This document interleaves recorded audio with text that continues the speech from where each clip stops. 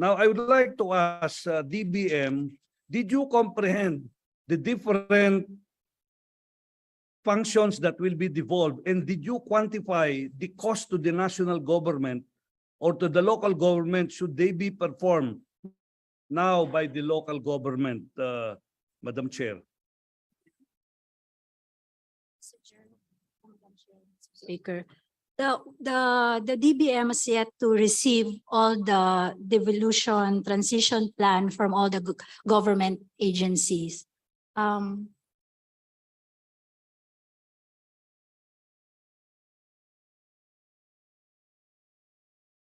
just get the data.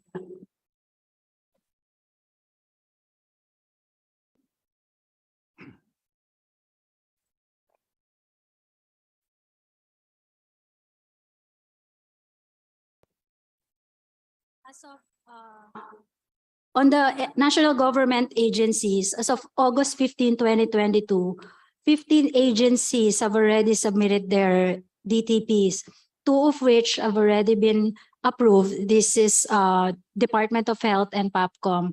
And then 11, we are awaiting for their resubmission, and the rest are still being evaluated by the DBM for approval. And do you quantify the net reduction in cost to the national government because of this devolution? And if this is done, how much do you expect to save on the part of the national government because of the devolution that you have asked these different local governments to perform in the respective municipalities or provinces or what have you, Madam Chair? Not the cost of devolved services. Mr. Yes. Speaker, due to the economic activities of fiscal year 2020 brought about by the COVID-19 pandemic, revenue collections were relatively lower compared to the collections in 2019. Thus, this led to the lower indicative NTA shares for fiscal year 2023 po. The NTA for LGUs for 2023 will amount to 820.3 billion or 14.47% lower than the 2022 shares of LGUs. Rep. So Go. there will be no reduction on the cost of the government, national government, because of this devolution. On the entire amount, sir, there have been a reduction of 138 billion because we pegged the NTA on the revenues of the government, Mr. Chair, Madam Chair. Rep. Go. Madam Chair, there is a request from the different local governments that the devolution that you have enunciated as a result of this case resolved by the Supreme Court, if you can extend the devolution plan, not only 3 years, but to make it 5 years so that it will not burden so much the different local governments. Is that possible, Madam Chair? DBM. Mr. Chair, Madam Chair, the President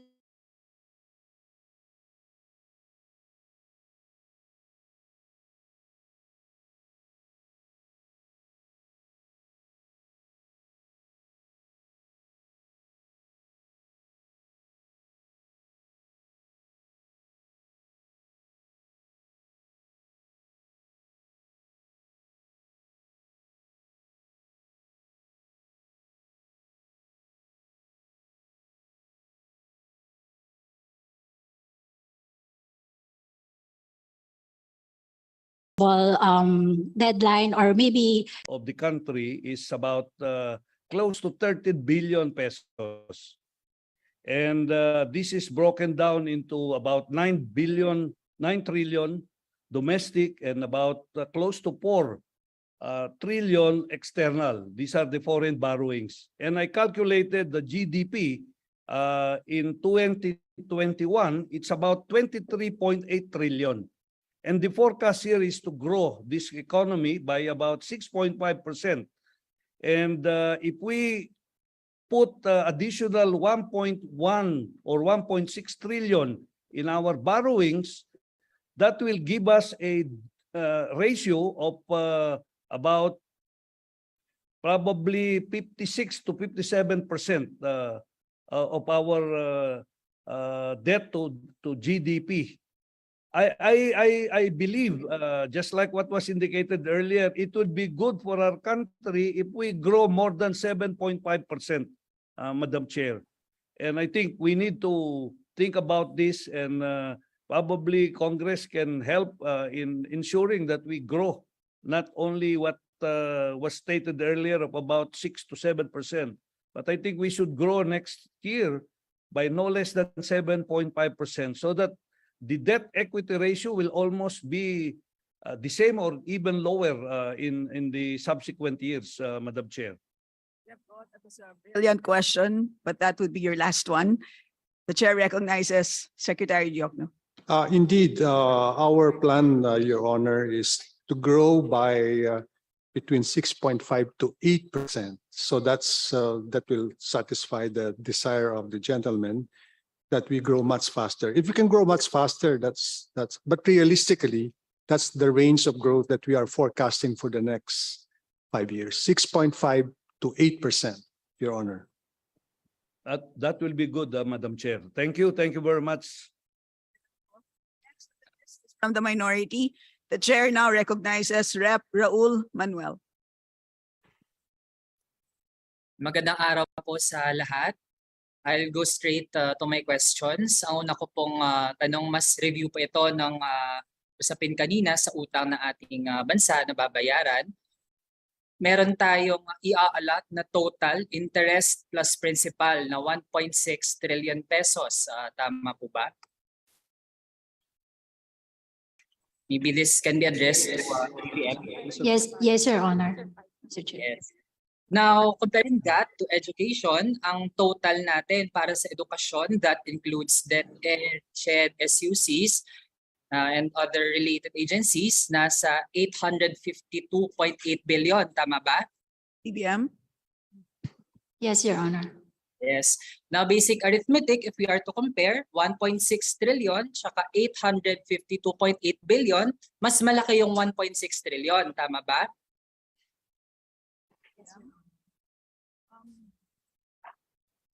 When you do the comparisons, Rep. Manuel, make sure that you're comparing apples and apples. So again, it had been explained earlier that principal payments are not appropriated. So what we need to compare are appropriations across those items. Yes, Madam Chair. Pero ang point ko dito ay ito ay pera pa rin ng bayan na i-allocate natin for 2023. Ibig sabihin, kung kukumpara natin yung pondo na in total para sa bayad utang, ito ay mas malaki no, doon sa pondo natin para sa edukasyon.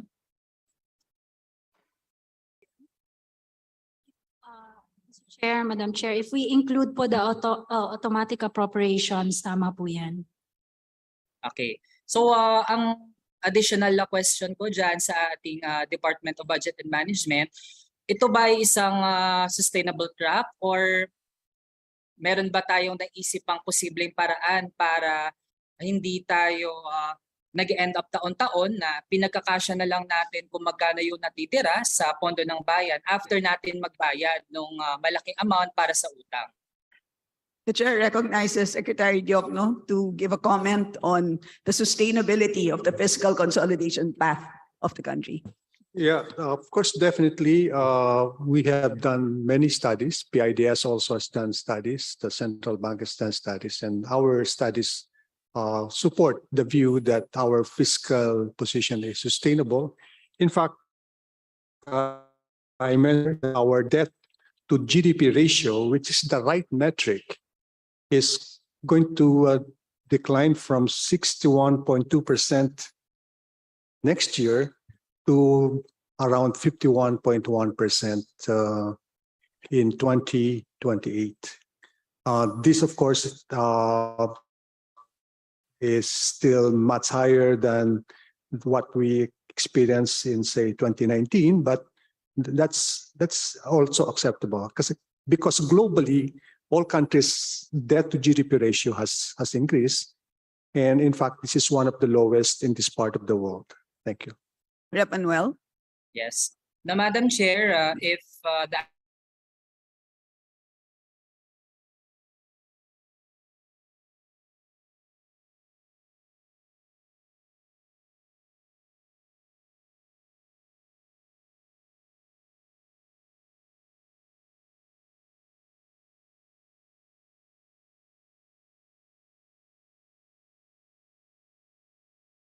sa edukasyon, given na isa yon sa mga paaralan. Kasi often said yan, nabanggit yan sa SONA, at na-mention din yan sa talakayan on the medium-term fiscal framework.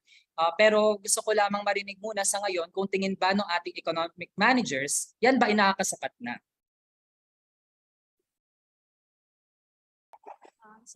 Chair, the total increase of the education sector is 8.2% or about 64 billion. We think given the limited fiscal space that we have and the absorptive capacity of the said departments, we have provided enough funds for the education sector. Rep. Manuel.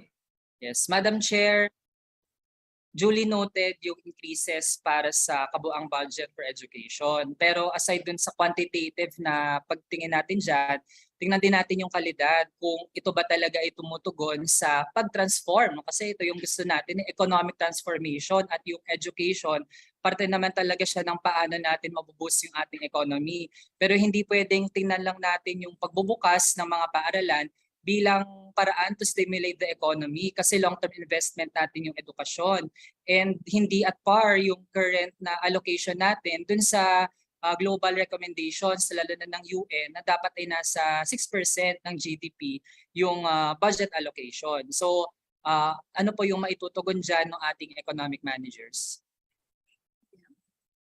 Given the budget provided in the 2023, of course, we expect po that the leadership of our Madam Vice President would be able to implement the projects under the Department of Education at least. Thank you.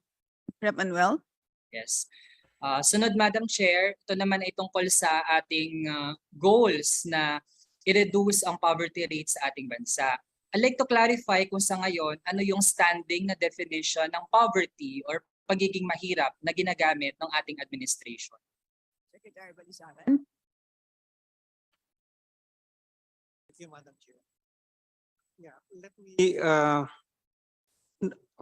first note that the poverty estimation methodology that we are employing to assess the extent of absolute poverty in the country is patterned after universal practice. No?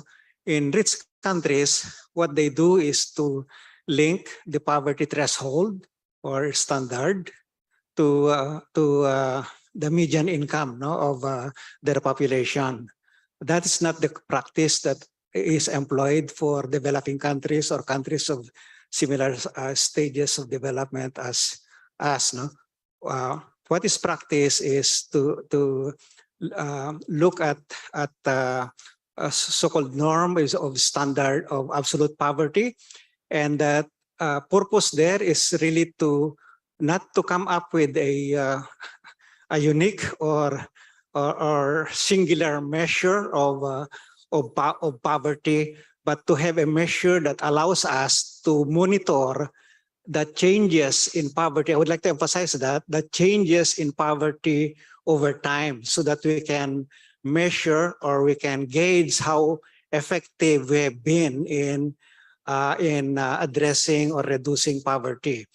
Poverty is a multidimensional thing. There is a education poverty, there's a health poverty, and so on. And the approaches used in many governments, including us, is to address each of these different dimensions of poverty separately, and not to use a single metric like average income. Or so, if you, for example, there are individuals or households who may have sufficient income but may be deemed educationally poor or health poor.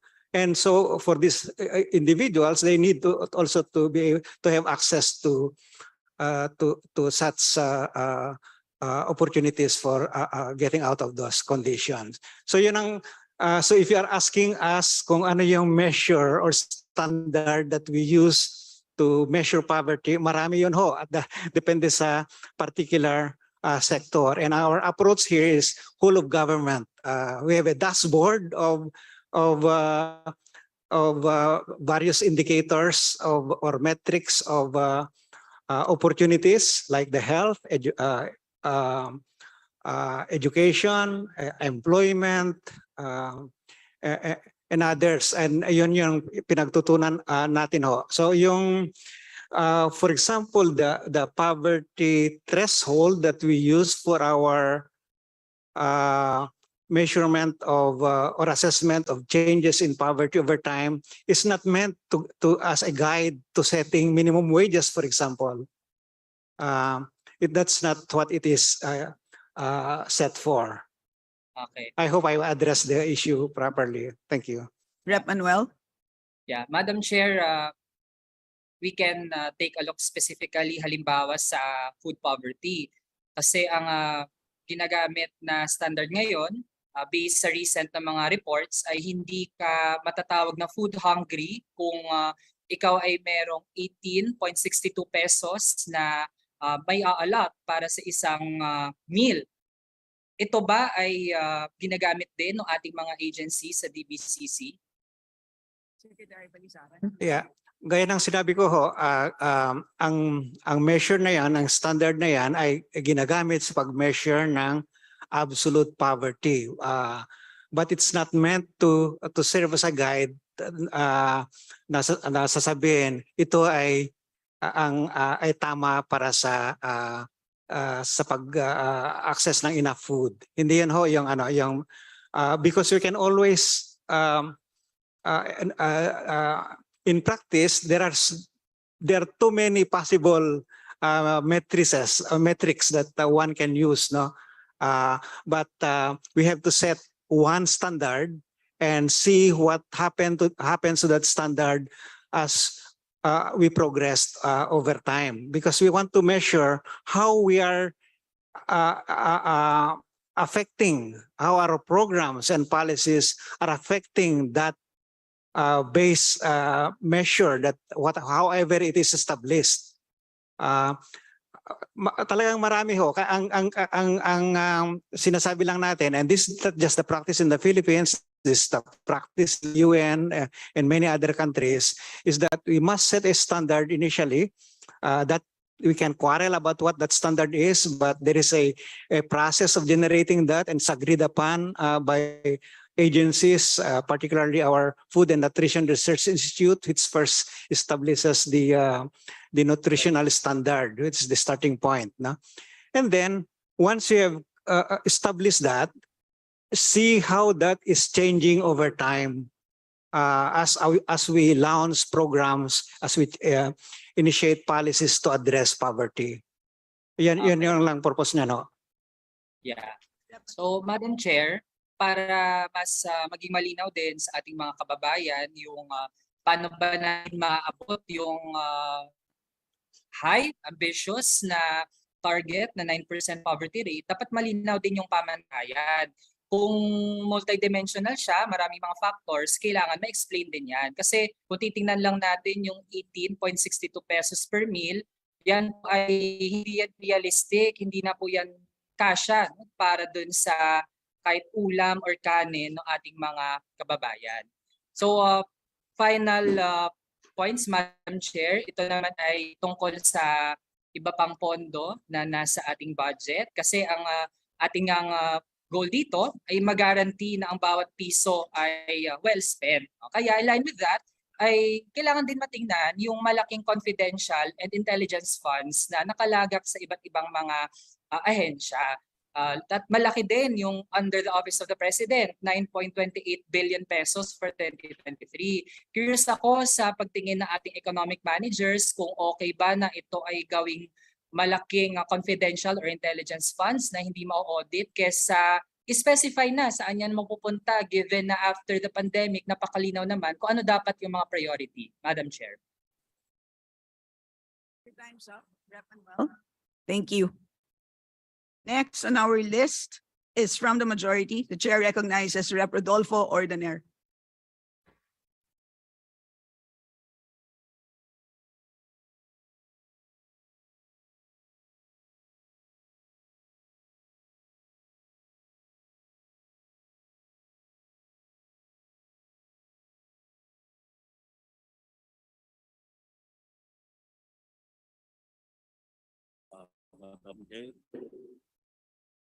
Mr. Speaker.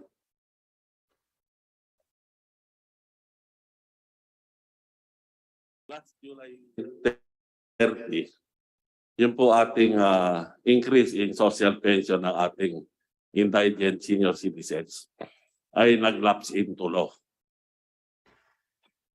Ako po, ang po ng ating mga senior citizens ay nagpapasalamat sa ating Pangulong Marcos na after more than a decade ay nagkaroon po ng pagkakas ng social pension ang ating senior citizens. Kanina po sa inyo nakita ko po ang proposed budget nyo sa senior citizens na 25B. Ibig sabihin, yung 25B po na yan ay para lang man po doon sa dating 500. So, sa ating increase ng social pension, ay nangangailangan pa rin tayo ng 25 billion para po panahangin natin sa ating mga mahihirap na sa ating 4 na milyong mahihirap na senior citizens.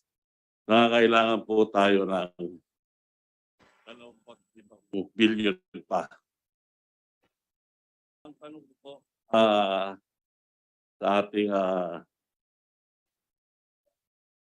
sekretary ng BBM, may pagkasa po bang yung 25 billion na karagdagan ay maisama po sa budget natin para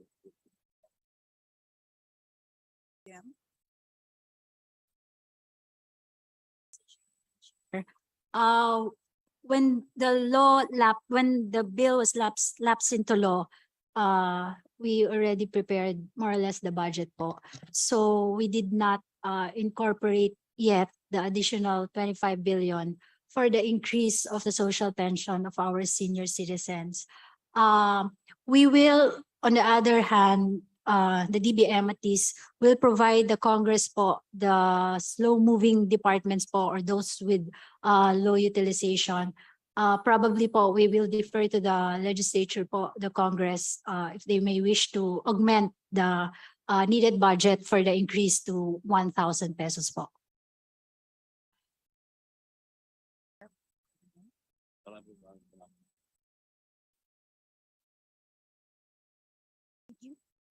Before we proceed, the chair would like to remind the members to pay close attention to the questions being asked so as not to repeat questions. Thank you. Next on the list is from the minority. The chair recognizes Rep. Bernadette Herrera D from the Bagong Henerasyon party list. Thank you very much, Madam Chair. Magandang hapon po sa DBCC family. My first question is clarificatory. I'd like to understand why some figures in the budget message of the President is not consistent with that inside of the NEP. I'll give an example. It says in the budget message of the President that the agricultural sector will get 184 billion pesos. But if you add DAR, DA, BSGC, and everything, the total is 175.248. And then upon the presentation of Secretary Pangandaman earlier, she said that the agricultural sector will get 172 billion. So why are these figures inconsistent?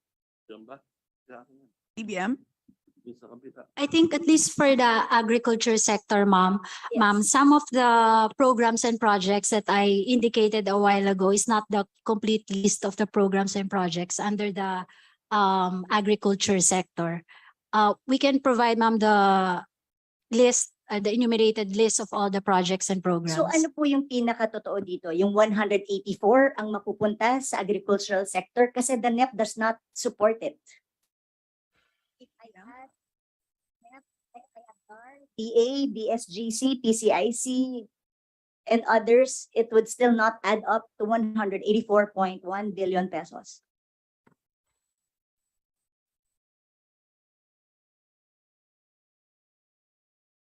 Sa education sector, sa Department of Migrant Workers, hindi po consistent yung mensahe ng ating Pangulo sa nandoon po sa NEP?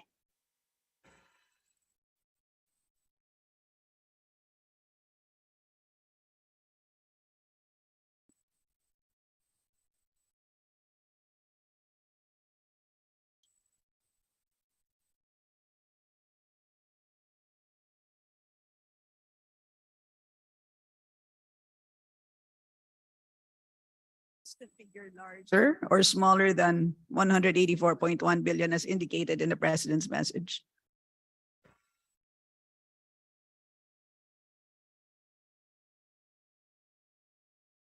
Chair, it's 184 billion po. So how come the NEP does not support it even if I add everything? Pwede po bang i-enlighten kami anong breakdown ng 184?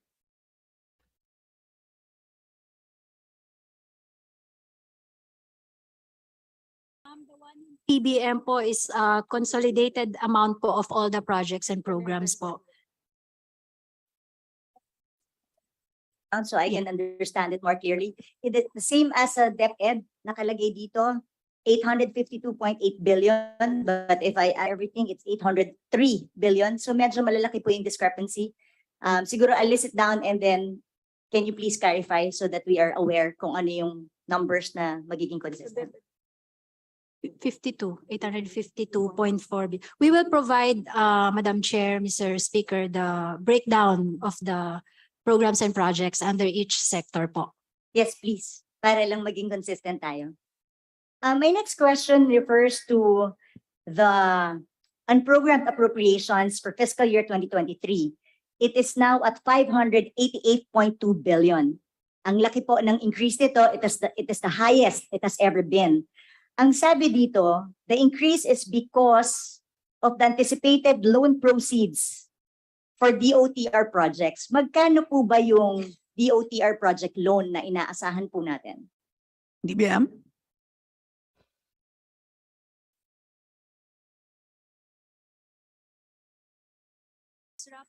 Madam Chair, Mr. Speaker, it's roughly 300 billion for the DOTR department, from the Department of Transportation. But I'm assuming this isn't contracted yet. Has it been contracted already? It has been contracted already, ma'am. Sorry, Mrs. Madam Chair, I forget to address you. Madam Chair, through you, if it has been contracted, bakit po siya nasa unprogrammed appropriations? DBM?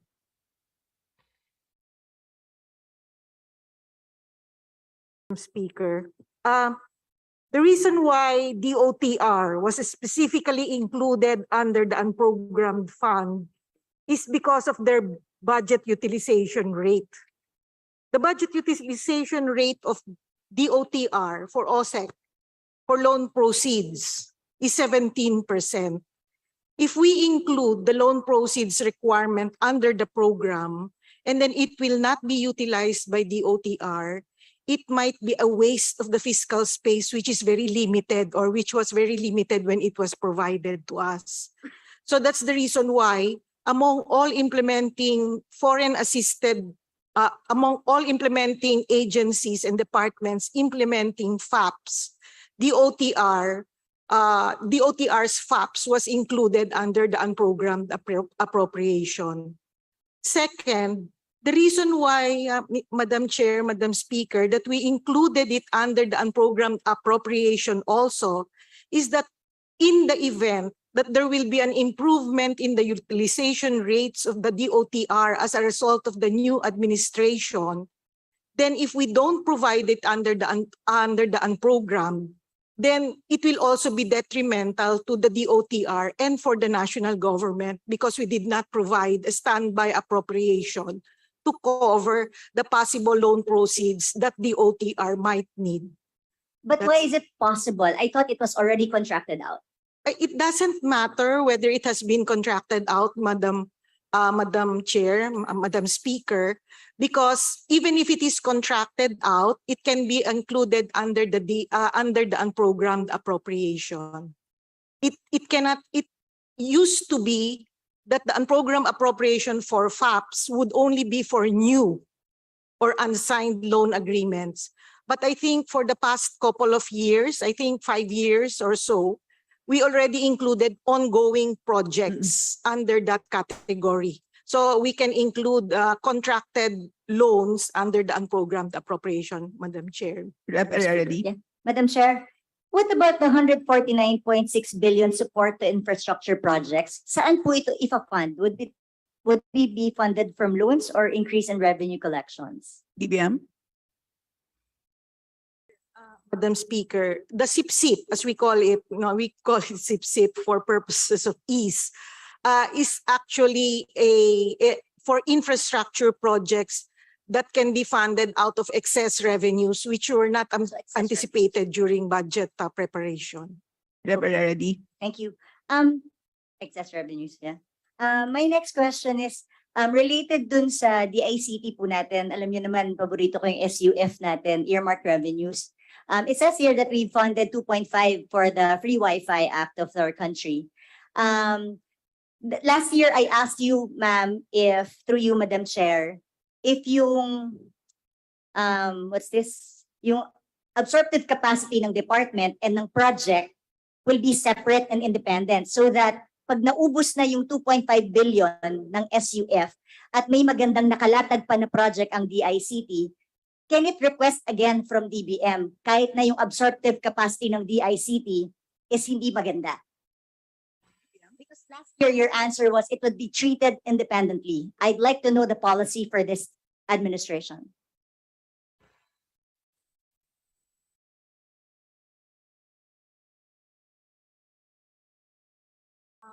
The agency po is unable to utilize po their funds, it will be difficult for DBM to provide additional funding for the said purpose, ma'am. Ulitin ko yung question Chair. ko.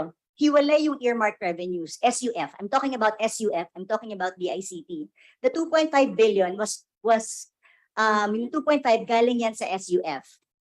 Ngayon, pag naubos ba yung 2.5 ng DICT for the free Wi-Fi, can it request more? Because we have 15 billion as of December, plus 6 billion, it will be 21 billion yung ating pondo sa spectrum usage fees in the earmark revenues. Ma'am, if maubos po nila, Mr. Chair, yung budget for the purpose po, pwede po natin silang dagdagan po. Anytime in the year. I just like to put that on record, Madam. Through you, DBM. Madam Chair. Yes, ma'am. Thank you. Chair. Thank you for that. That makes me happy. My next question is, sa socio-economic agenda ng Pangulo, sabi natin, isa dito is reduce transport logistic cost under the Protect the Purchasing Power families.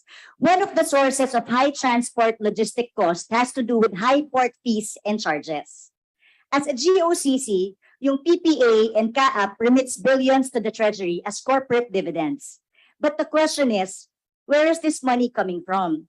The fact is, we have the highest port cargo handling cost in the ASEAN. And this undermines the economy's competitiveness in the global market and contributes to higher prices of goods consumed by Filipinos. This is definitely in contrast to the thrust of the President to reduce transport costs. This is why I filed the bill to decouple the conflicting regulatory commercial functions of PPA. What is your take on this, sir?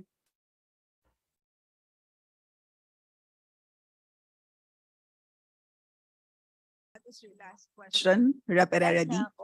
Can I just list for the second round? Yes. Comsec, kindly include Rep. Araradi for the second round. Speaker, Madam Speaker, maybe we can check with the department po, with the DOTR on with respect to the proposed bill po.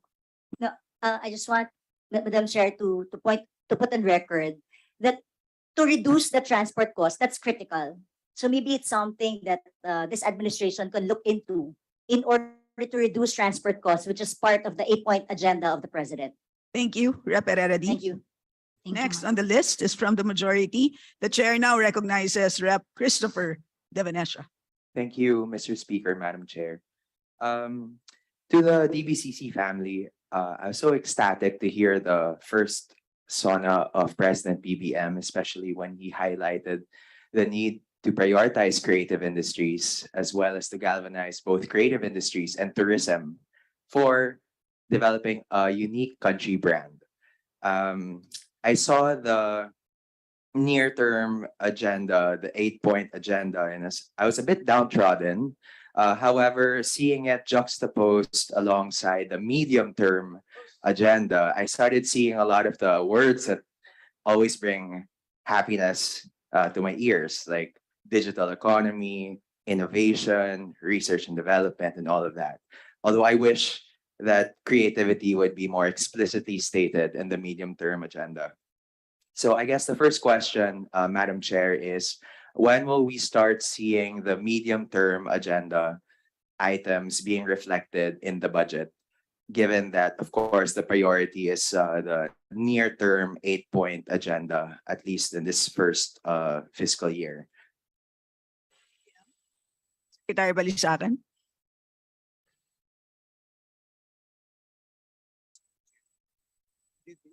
So we mentioned earlier the near-term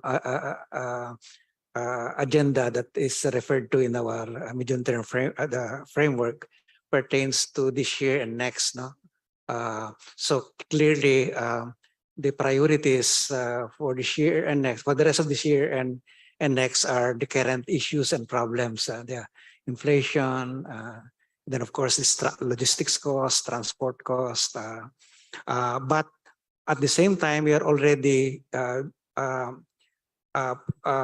building up the measures toward addressing the constraints for the medium-term growth and poverty reduction, and that's where pumapasok na ho yung mga infrastructure, water, energy, and the like, no? Including addressing institutional and regulatory issues that are intended that will address this high cost of doing business, no? And there also innovations come in, including creativity. I think that we will have a chapter in the Philippine Development Plan that addresses that issue, that highlight that issue on innovation and creativity, because that's indeed the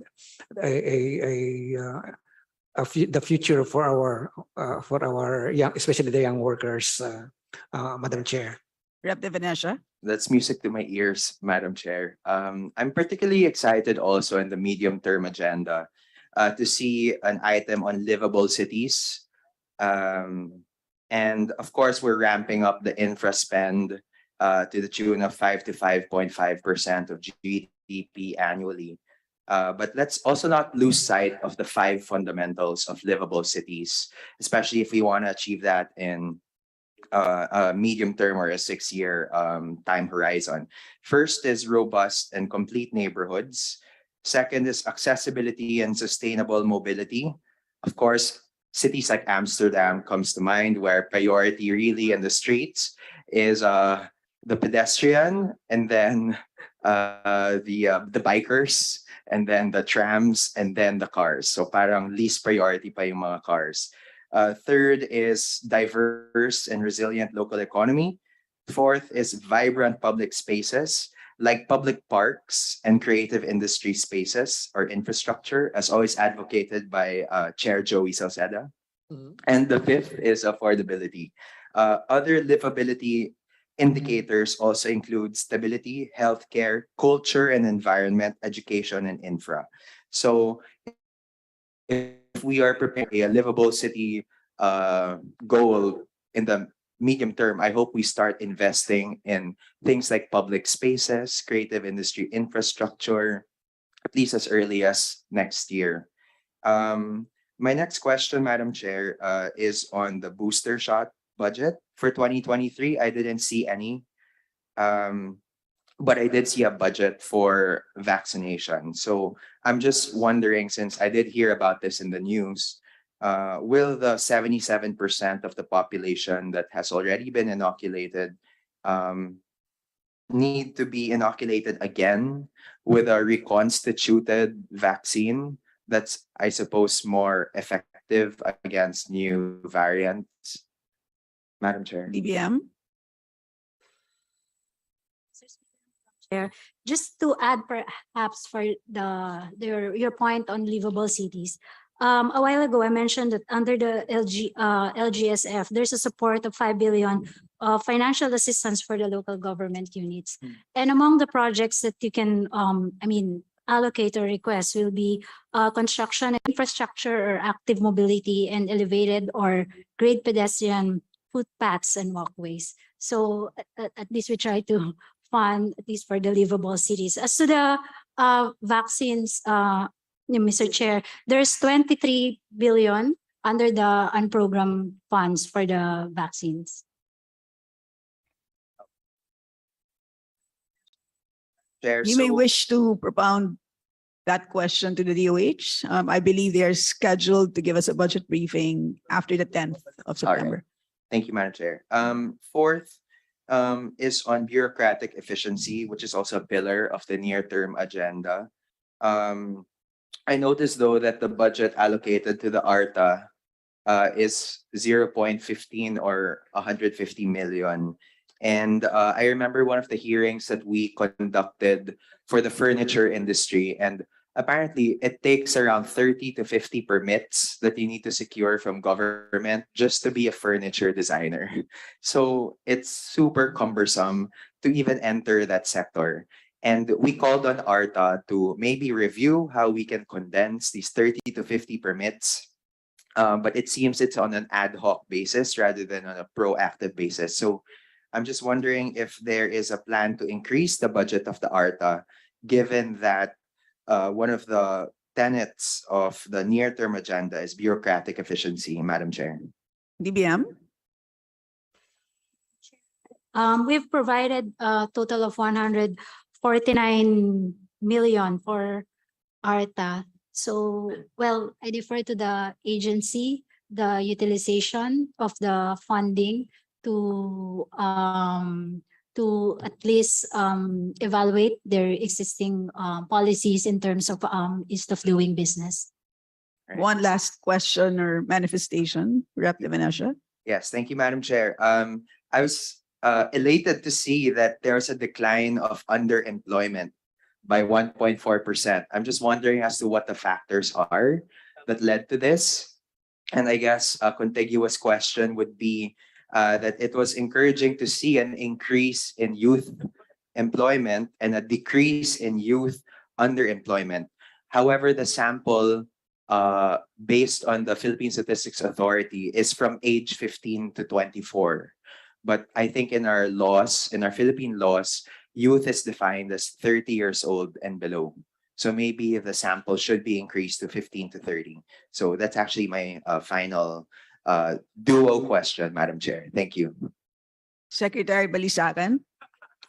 Thank you, Madam Chair. The decrease in the unemployment rate and underemployment rate during the month of June and the months before that, Madam Chair, has been due to the further opening up of the economy. So it's the economy is now picking up and it's likely to continue, as I said earlier, in the near term, and then henceforth to the longer term trajectory in the coming years. With respect to our definition of youth in the Philippine Statistics Authority, that has been the established norm, and we can revisit that, Madam Chair, to Thank you. to match our statistics with what we have in our laws. Thank you. Thank you, Secretary. Thank you, Rep. Levenasia. From the minority, the chair now recognizes Rep. Mujib Hataman. Zoom, I believe.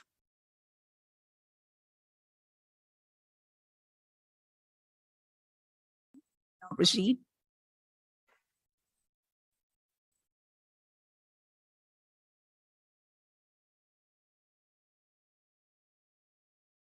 Madam Chair. Yes, unmuted na po. You hear me, Madam Chair?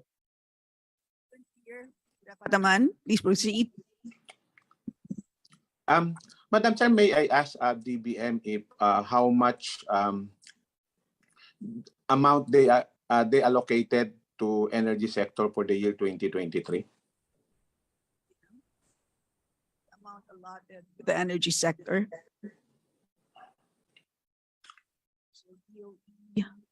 ERC.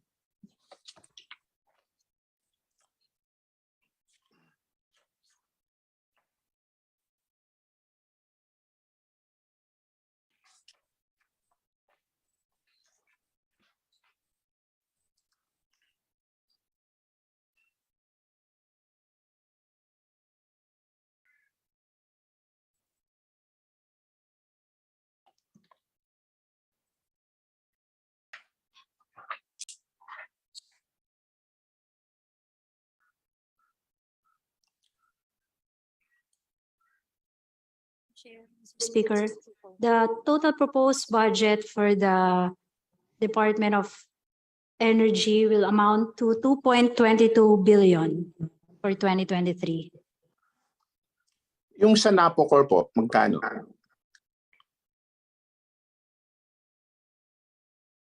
Can you repeat that, please?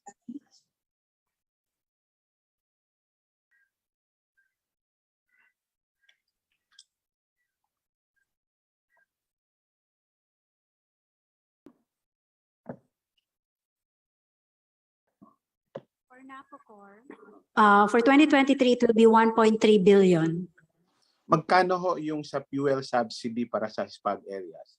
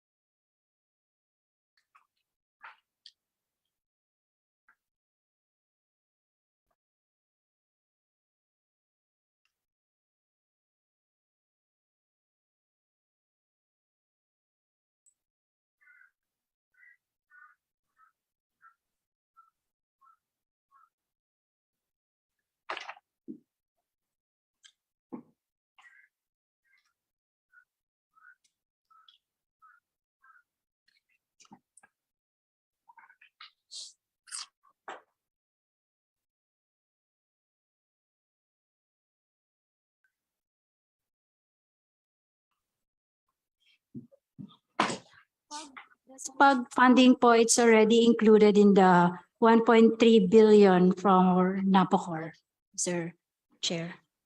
Madam Chair. Pataman. Magkano raw, ma'am? Magkano? Sorry po. Anyway, Madam Chair, ang sinasabi, kaya ko lang nire-raise yung point na to to make it na lang faster. Nung isang araw ho, tumanggap kami ng liham, lahat ng SPAG areas, in fact specifically yung province of Basilan, Sulu, and Tawi-Tawi ata, and other areas in Sultan Kudarat.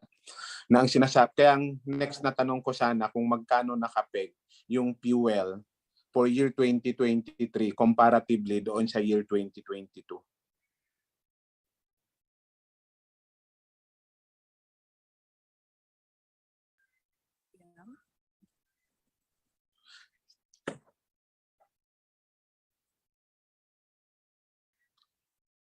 Anyway, ma'am, kung wala ho, just...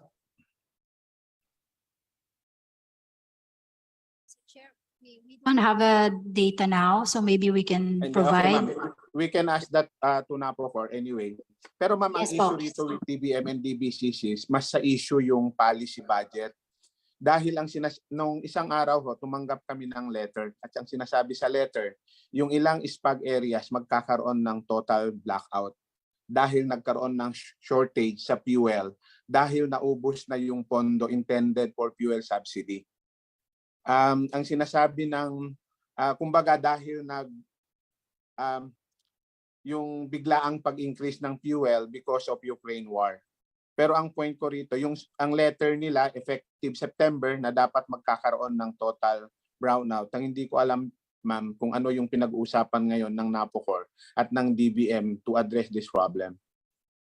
Mr. Chair, we received the same information from Secretary Lotilia. We are just waiting for the request if we can find funding. I think it's roughly For the fuel charges, I think it's roughly 1 billion until the end of the year, Mr. Chair. Ang alam ko ma'am, yung utang na dapat nilang bayaran sa Petron is nasa 1.2 billion out of 2 billion na utang nila. So si Petron, Yes, po. parang ang sinasabi, si Petron sumulat and we have the copy of the letter na hindi kami magre-release ng fuel sa spag areas unless mabayaran nyo muna yung 1.2 billion. At ang sinasabi ni Napocor, meron silang unused funds pero wala pang authority. Meron silang authority pero wala pang authorization from the Department of Budget and Management. So may I get the comment of the DBM on this, Madam Chair? Mr. Chair, I've already talked to Secretary Lotilla on the matter, and we are just waiting for the requests from the department to initiate the processing of the request for the release of the 1 billion for the fuel. Thank you, Madam Chair. Another point, Madam Chair, sa special provision ho ng assistance to local government, and in your presentation this morning also, nabanggit nyo ho na yung assistance to local government is exempt Bangsamoro Autonomous Region Muslim Mindanao na local government units, di ba? May I know, ma'am, kung ano yung context at reason bakit yung LGU within BARM ay hindi pwedeng tumanggap ng assistance ng local government support fund?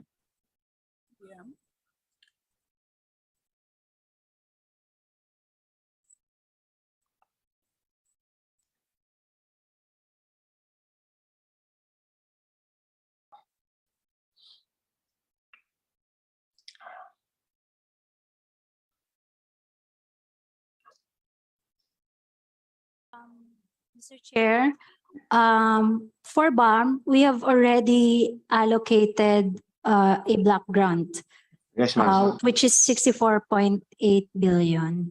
Pero that 64.8 billion for 2023, ma'am, is not assistance to local government units. It's a block grant. Kumbaga parang budget lang yan ng mga regional agencies na outside of BARM. Ang sinasabi ko dito sa assistance to local government and local government support fund, bakit meron siyang exception ng exempt LGUs under Bangsamoro Autonomous Region? Ang tinatanong ko ho, kung ano yung context, ano yung rationale, at ano yung dahilan.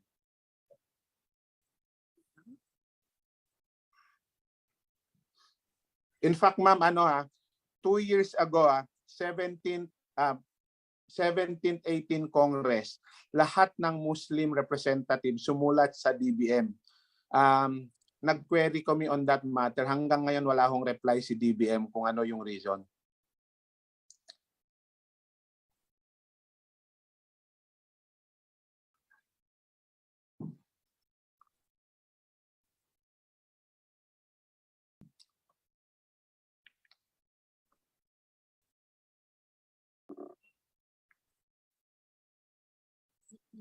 Yeah.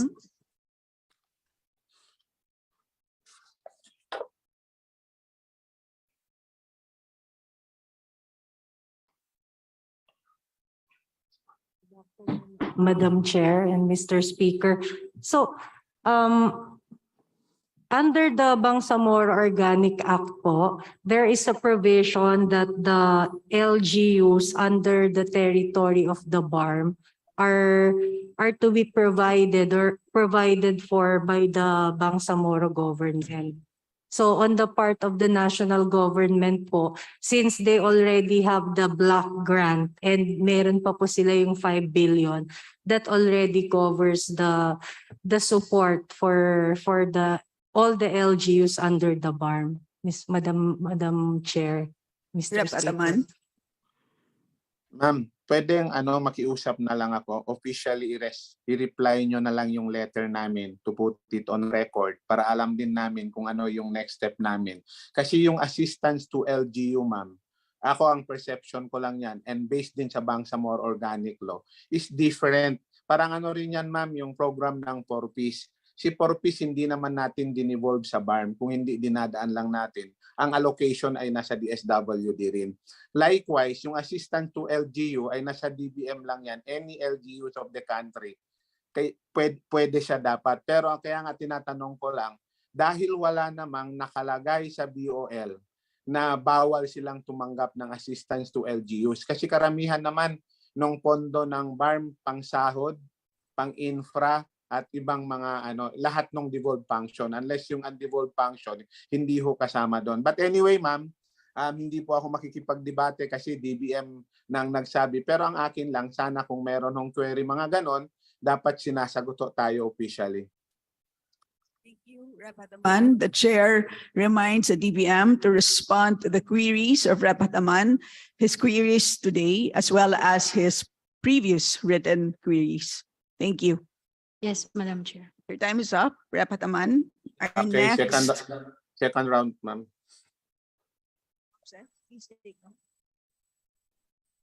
Next on the list is from the majority. The chair recognizes Rep. Joey Salceda.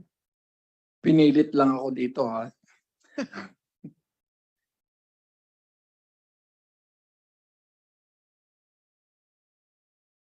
No? Will 5.9% increase in expenditure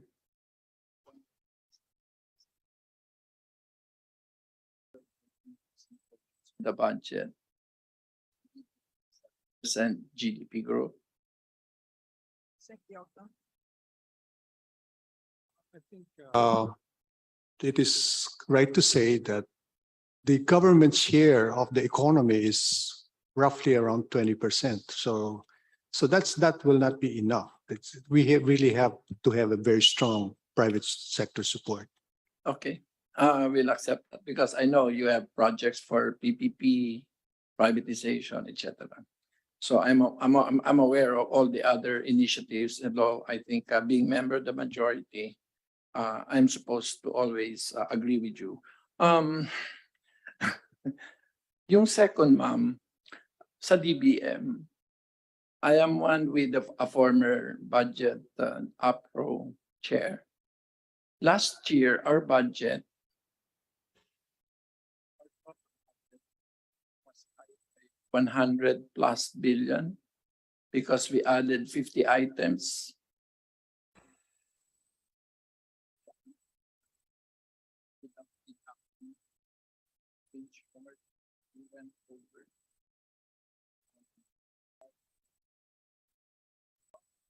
Defend ni Secretary Joke nung Budget Reform Act, ang nakalagay po doon ay ang sabi doon na ang program should not be higher than 3% of the program. Second, under administrative code, the unprogrammed appropriation are traditionally part of the President Expenditure Program. So that's good. And has been included in every year's program as well. As such, it falls within the constitutional restriction on increasing appropriation. Book 6, Chapter 1, Section 1 of the Administrative Code also reiterates this prohibition and does not distinguish between program and unprogrammed funds when it says the Constitution, the Congress may not increase the appropriations recommended by the President for the operation of the government as is specified in this budget. Now, don't worry. This is not the 2023 budget. This is the 2022 budget. So I am assured by former Secretary Janet that you will not be releasing. But would you think that the approval itself will stand?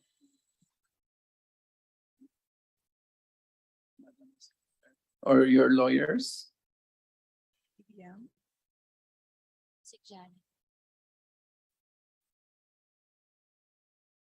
Thank you, Madam Chair. Sir, what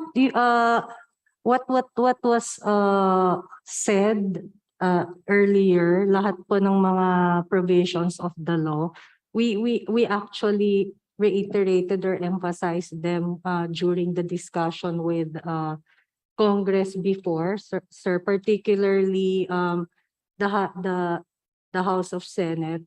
But ultimately, sir, Mga senador, may pakana.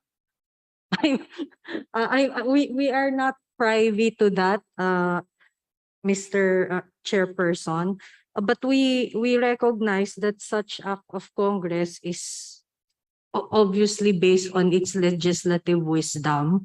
And of course, I think all of us po would know that there has been no precedent case or decision on the matter. So at this point, our position in the DBM is to refrain from rendering an opinion on the ma'am, propriety. you will have other.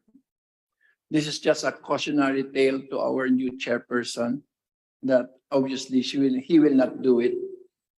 That the unprogrammed plus program is higher than the gap. The gap is higher than the program plus unprogrammed. We agree, Madam Chairperson, because Okay.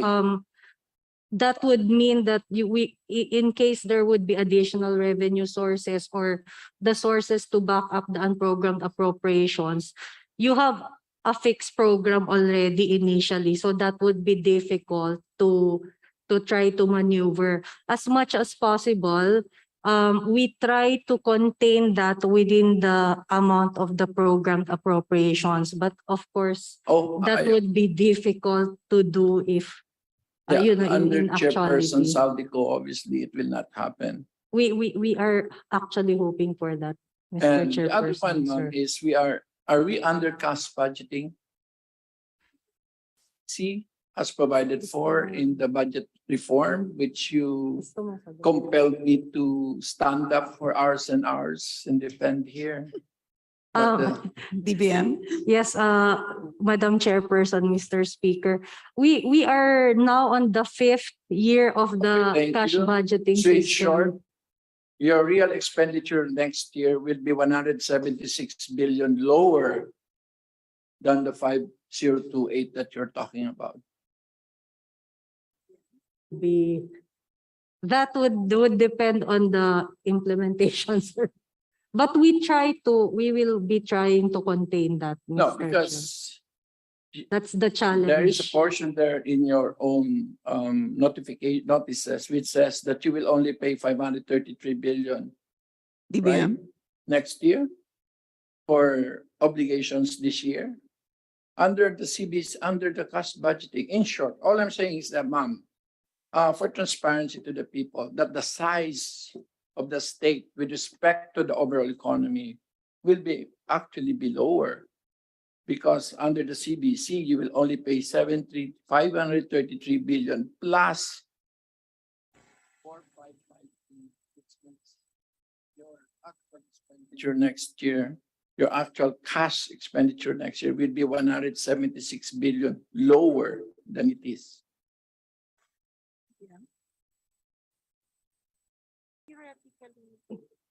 Madam Chair, Mr. Speaker, that is correct. If we are going to follow, strictly speaking, the cash budgeting system, that will be the figures that will arise.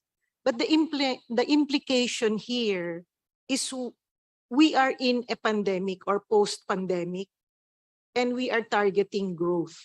That's nice to hear that we have a very precautionary principle, the conservatism of our budgeting processes. It is Yes. definitely inspires confidence in our fiscal policy. That's okay.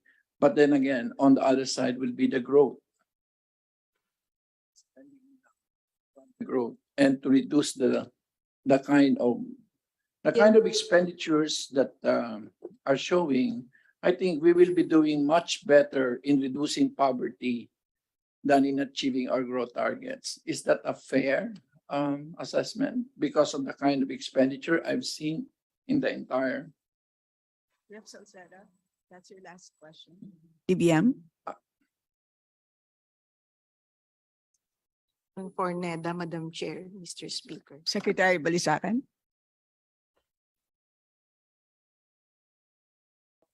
Yeah, it's just really a precautionary tale to us as decision makers.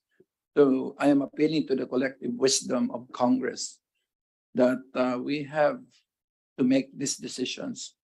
And I think our choices are clear. So thank you very much to the very forthright answers from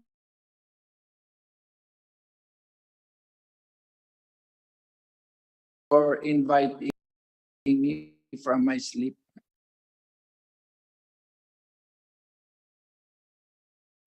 Query of Congressman Joey Salceda. We would like the economy to grow, to recover. So if there is additional resources available to us, either through maybe new loans or maybe additional revenues coming from, say, privatization of some corporations, we would be willing to support a supplemental budget. I think we have not done that for the longest time. We are going to support supplemental because if they're ready to implement projects and we have the money, then we better spend it now rather than, say, a year from now. Thank you. And the chair duly notes the very incisive observations and recommendations of our esteemed colleague Rep. Joey Salceda. Thank you. Next on the list, majority.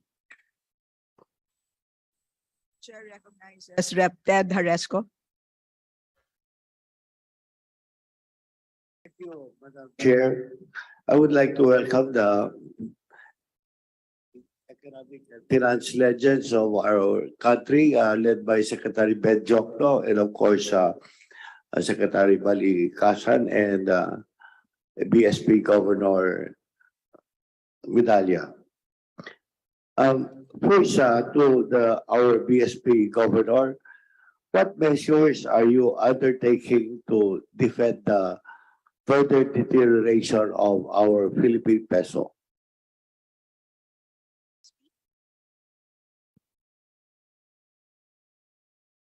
Deputy Governor Francis Tequila. Go ahead, sir. Thank you, and good afternoon, Madam Chair.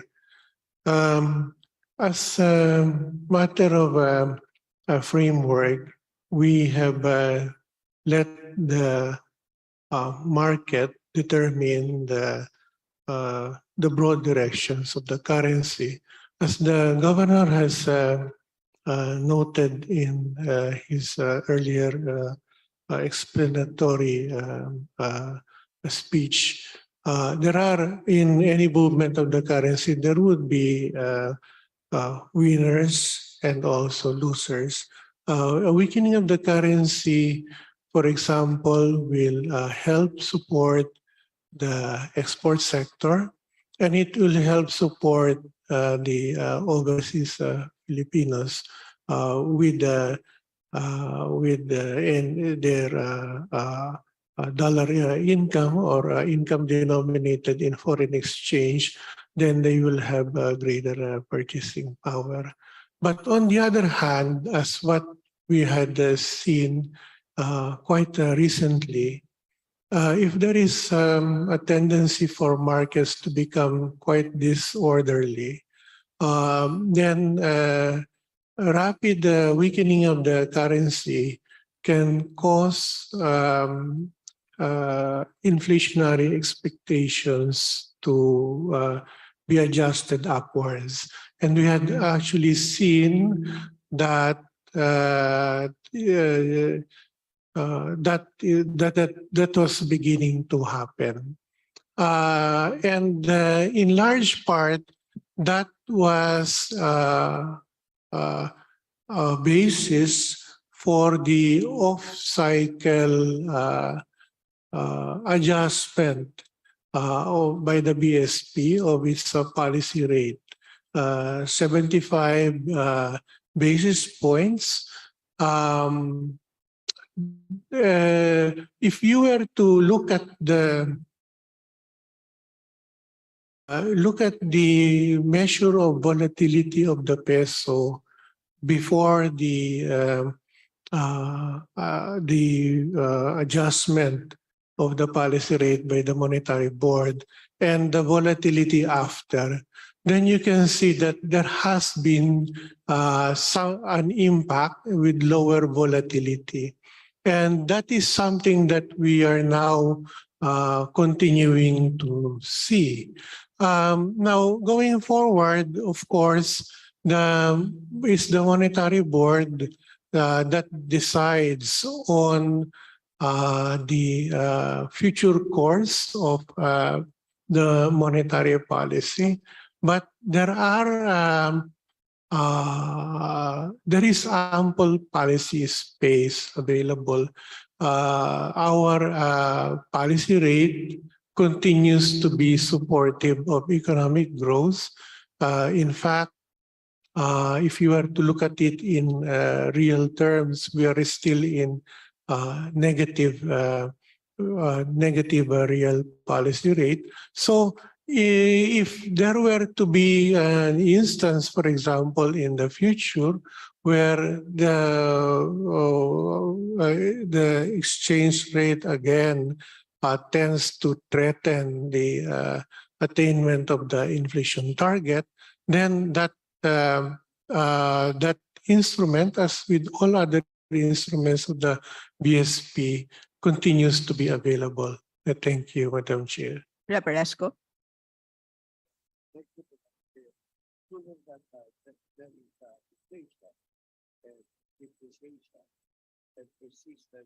Employment. What else will the BSP undertake, Madam Chair? BSP. Thank you, Madam Chair. In the latest assessment of the BSP discussed during the Monetary Board meeting this August, we've actually seen now that the outlook for inflation for next year has gone down to 4%. And this is just at the upper bound of the inflation target range. That's a welcome development because relative to the previous policy meeting of the board, it was still beyond the target band at about 4.2%. But given the latest decision of the Monetary Board to increase the policy rate by 50 basis points, then we are now, although this has not yet been an official baseline forecast of the BSP, but with that adjustment, then we are now looking at a much better possibility that inflation next year will go back to within target. Of course, this is very much also dependent on what happens during externally, because much of the drivers of inflation has come from outside the Philippines, and in particular, oil prices. Oil prices have become quite high because of the impact of the Russia-Ukraine war. But now we have an assessment of a threshold of about $90 per barrel, at which point we can see inflation going back to within target. So that's our assessment based on futures prices of oil is that there can be some stabilization in the oil markets, and that right now the average expected futures price is a little bit below $90 per barrel. So we're at that threshold. Now, of course, as I've been saying, it's an assessment by the board that should there be a need for further adjustments in the policy rate going forward, then that would need to be undertaken. On top of that, there are also other actions being done by the BSP in order to make its policy rate more effective in influencing market interest rates. And this would be in line with what we call our exit strategy, including widening the number and types of counterparties that have access to the instruments of the BSP. So thank you, Madam Chair. Reparesco. Madam Chair, I'm saying this because in the previous administration, it was the governance of then Governor Ben Jokno that had intervened with timely actions, for example, the reserve requirements and all that. And BSP, hopefully, prayerfully, will be like the actions of Secretary Ben Jokno. Yun lang po ang sinasabi ko po. Sana katulad din po ng ginawa ni Secretary Ben Jokno noong panahon ng COVID na nag-contract ang ekonomiya natin according to my calculation sa 19.6%. To DPM, Madam Chair, I see that the regionalized budget, Luzon gets 80% or 427 billion, 954 billion, and Visayas is 427 billion, and Mindanao is 628 billion. At the political side, Madam Chair, ay 25% ng boto ng Pilipinas ay galing sa Bisaya. Pero bakit pinaka-korte sa Bisaya? And economic terms, for every peso of public investment, I think there is a more multiplier in the Visayas, particularly parochially, if I talk about Boracay, mas marami po. We contributed 55 million pesos to the national economy, and all we need is some infrastructure. So, DPM, can you please explain to me the criteria how you allocated to Luzon an enormous amount of 900 and to the Visayas almost half at 447 billion. DBM, the basis for regional allocations. Actually po, Mr. Chair, Madam Speaker, the components or the way we disaggregate this is based on the projects and programs submitted by the agencies, and then we actually total it and then divide it according to the island group. However, sir, the 8.3% for the Visayas island does not include yet a big sum, the budgets under the nationwide or central office allocation. We note that there are some components of the budgets under the nationwide and central office allocations can be downloaded to projects or programs for the Visayas island. Mr. Chair, Mr. Speaker. Thank you, Madam Chair. I'm glad to hear that, Secretary Abina. Now, going to the son of the President, he said that agriculture will be the centerpiece. But agriculture increased by 42% at last year, and DOTR to an outstanding 147%. How can that? How do you explain that if you mess it with the SONA?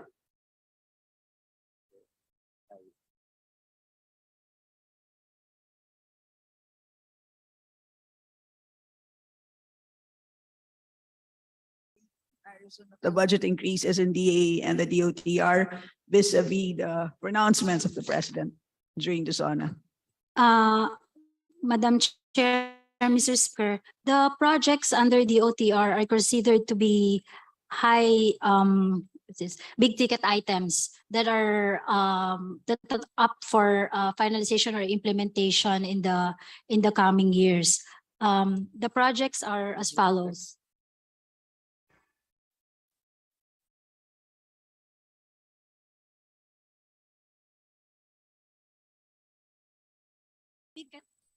The big ticket projects under the DOTR will be the North-South commuter railway, Metro Manila's subway project, and the LRT1 Cavite extension projects. These are the main reasons why the increase in DOTR is quite huge, because the projects are already in their I think in the midway of the construction. Thank you, Madam Chair. Thank you, Madam Secretary. Now I go to DSWD, Pantawid. In my own province, Aklan, since the time of this Pantawid started the time of Gloria Macapagal Arroyo. Marami na po nakatawid sa amin, pero nandiyan pa rin sila sa pagtawid. So we are, as I see, in Aklan, we have developed the subgroup of nakatawid. They are already middle class somewhat in their purchasing power, but how come DSWD, DBM, have you not purged the list of nakatawid?